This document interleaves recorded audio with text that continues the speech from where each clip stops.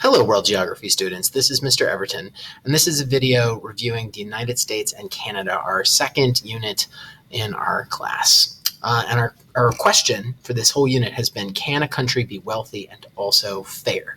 So I'm going to go over some main points from the unit and talk about how they could answer this question about whether a country can be wealthy and also fair.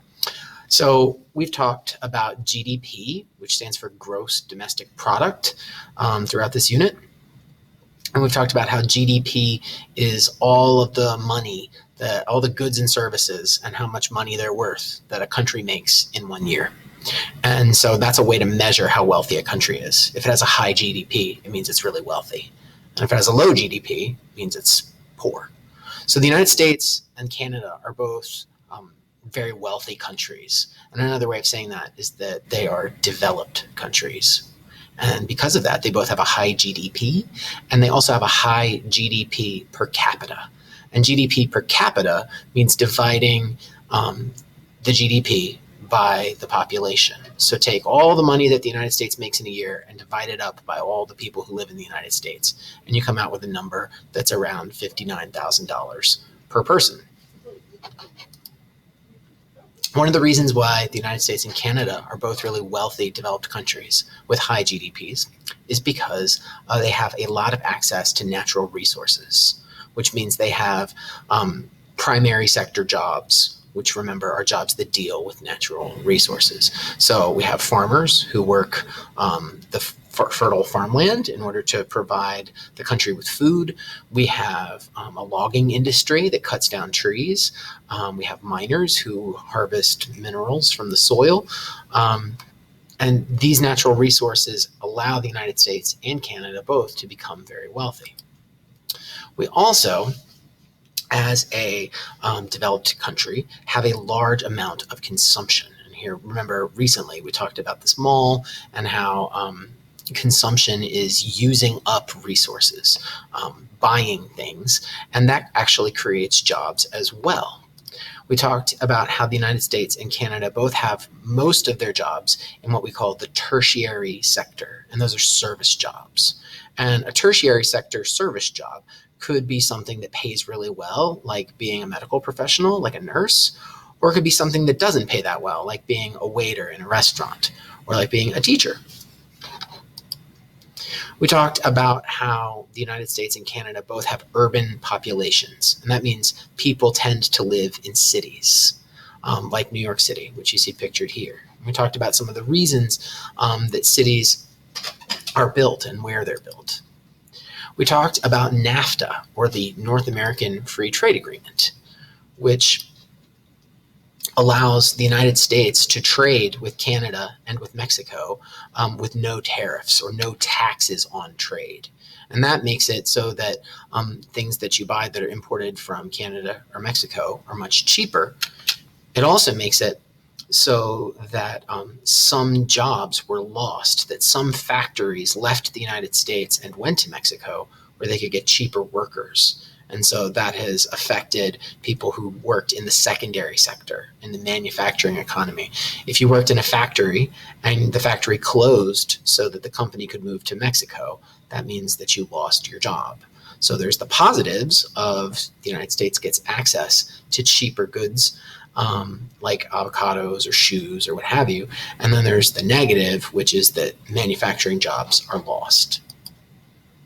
We watched the film Left Behind America, which was all about the city of Dayton, Ohio. And Dayton, Ohio suffered because its factories, it had a GM factory located there. It had a company called National Cash Register that was located there. And those companies left Dayton, Ohio to go to other places for a variety of economic reasons. And we talked about how there was a lot of poverty in the city, how a lot of people couldn't get access to fresh food, how it was incredibly segregated. We talked about how the opioid crisis had affected Dayton, Ohio incredibly much. And this is all part of the phenomenon of jobs leaving the Rust Belt and going to the Sun Belt. Remember that the Rust Belt is located in the northeast, Midwest part of the country, states like Michigan, Detroit, Michigan, Cleveland, Ohio, or Dayton, Ohio.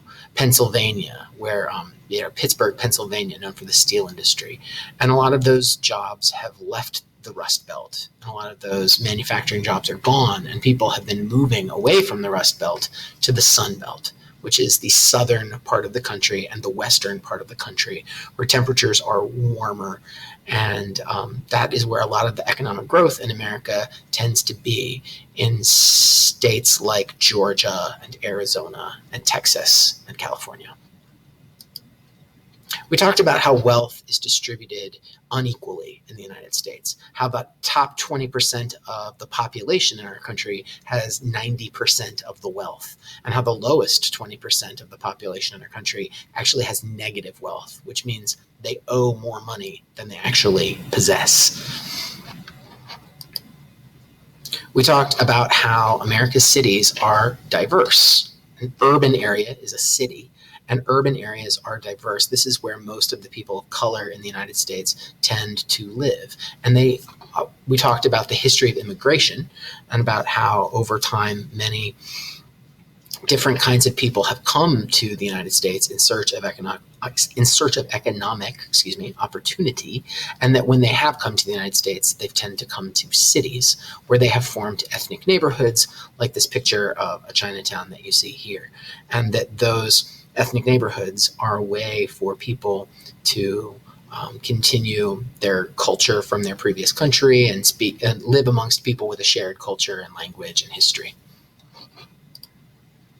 We talked about gentrification and how sometimes when you have a neighborhood in a city that is poorer, with less money and with fewer jobs in that part of the city, when wealthy residents and businesses move into that poor neighborhood, it can be really good for the neighborhood. It increases the value of the property in that neighborhood, but it can also push out lower income residents who used to live there. When the property becomes more expensive, then lower income residents aren't able to afford to pay their rent. They aren't able to afford to live there anymore. And so they lose their community where they've been living for many years, and the neighborhood with people who they've lived with sometimes their entire lives. So it's gentrification. It's when a poor neighborhood becomes wealthy and a lot of lower income residents are pushed out. And we talked about environmental problems. Like, for one example, we talked about how the Colorado River is an important source of water for southwestern United States, but it's drying up, and the amount of water in the Colorado River is going down every year. We talked about non-renewable resources, particularly with mining, and how when a mine is tapped out, a lot of times then the city that made money from mining becomes a ghost town and all the people leave. We talked about the negative impact of business on the environment and how mines are not particularly good for the environment, how we talked about the Centralia mine fire. We talked about mining operations in the Appalachian Mountains that are blowing the tops off mountains in order to be able to get the coal that they are trying to sell. And we talked about government regulations and how the United States government has laws and agencies that it uses to try to control businesses and the way that they deal with the environment, and push businesses towards being responsible in the way that they handle the environment. So this is just a quick summary of all the things we talked about. Developed countries, United States and Canada are both developed countries with large amounts of natural resources. We talked about different economic sectors, primary, secondary, and tertiary. We talked about free trade with NAFTA. We talked about the movement from the Rust Belt to the Sun Belt. We talked about diverse American cities, gentrification and the way that it can affect a neighborhood, and environmental problems. Thanks very much for watching, and I will talk to you again next time. Oh, there's my face.